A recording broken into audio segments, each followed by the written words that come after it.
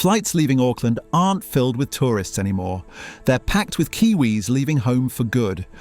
In just the first half of 2024, nearly 880,000 people walked through those gates to start new lives abroad, a record exodus equal to 1.5% of the nation.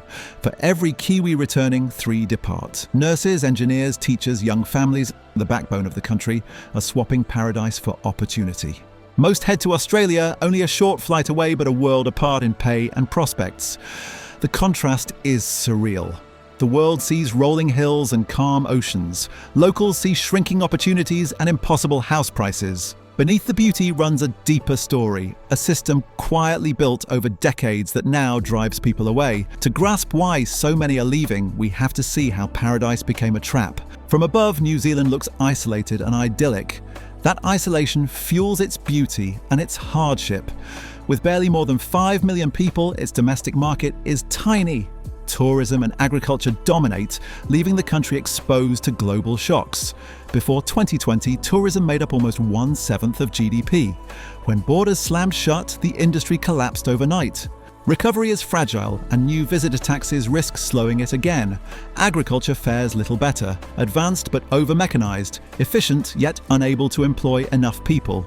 Stricter climate rules and rising costs eat away profits. When 2 sectors control your economy, stability depends on forces outside your borders. Distance magnifies every challenge. New Zealand sits far from trade routes, making mass industry costly.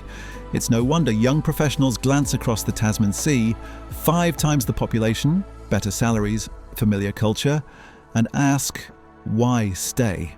The irony is sharp. The same remoteness that protects the land is draining its people. And these cracks didn't form yesterday, they began 4 decades ago, during an economic experiment that promised freedom but left deep scars. In 1984, drowning in debt and inflation, New Zealand flipped its economy overnight. The Labour government of David Lang and Roger Douglas unleashed Rogernomics, a free market revolution that scrapped subsidies, floated the currency, and sold state assets.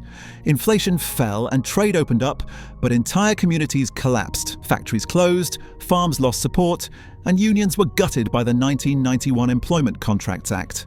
Wages stagnated, job security vanished, and inequality took root. The reforms embedded one belief: the market always knows best.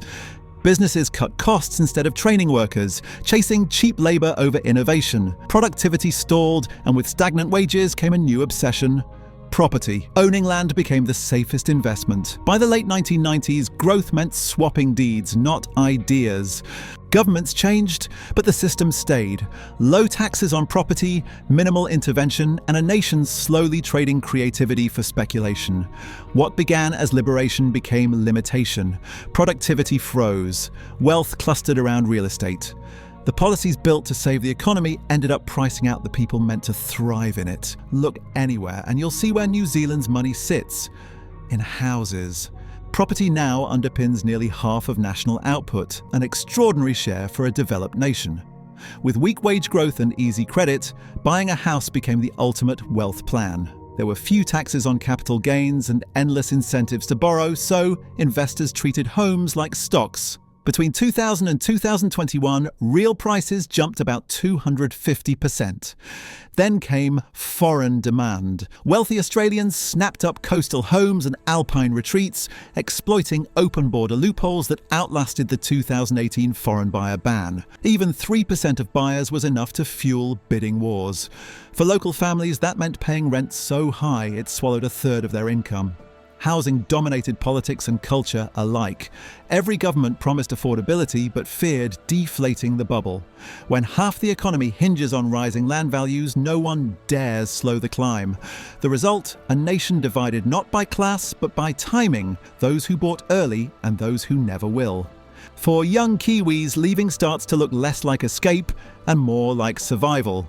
Because when houses are the economy, the only way forward for the locked out is finding another one. This relentless property trap fuels a second crisis: the mass departure of skilled workers. Over 10% of all New Zealand-born citizens now live in Australia.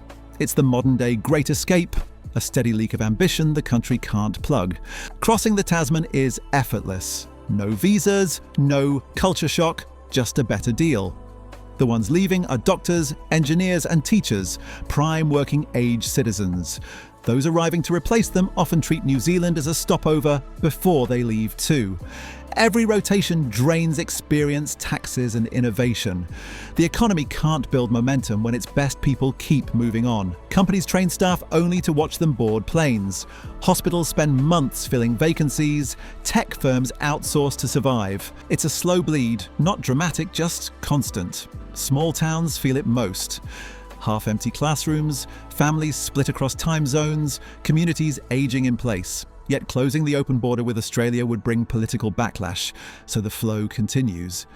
Paradise can't compete on beaches when opportunity lies an hour's flight away. And what's leaving now isn't just labour, it's the country's future. Every economy needs a growth engine. New Zealand's once efficient and stable now sputters. Productivity is stuck. Each Kiwi contributes roughly 20% less per hour worked than peers in similar nations. Small scale limits domestic demand. Distance inflates export costs. The country produces raw goods, then buys back finished ones. And investment in research is tiny, only 1.47% of GDP on R&D compared with Korea's 4.5%. That gap equals lost inventions and industries that never form. With few high-value sectors, wages barely move. Businesses compete on cost instead of creativity, and money chases property instead of innovation. Universities and tech schools, thinned by decades of budget restraint, can't fill the gap. Talent follows funding abroad. Dependence on Australia deepens the trap. When their economy slows, New Zealand stalls too. On the surface, fiscal numbers look tidy. Beneath them lies an economy coasting on habit. Fixing it means more than adding new industries.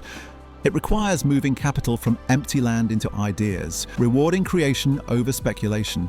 Strategy, not size, decides destiny. Places like Singapore prove that. One sector could hold the key, one rooted in what New Zealand already has, natural power and a pristine global brand.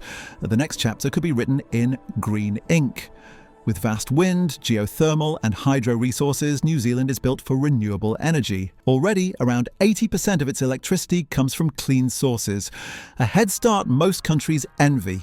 Now tech giants like Microsoft and AWS are building green data centers powered by that energy. Air New Zealand is testing sustainable fuel.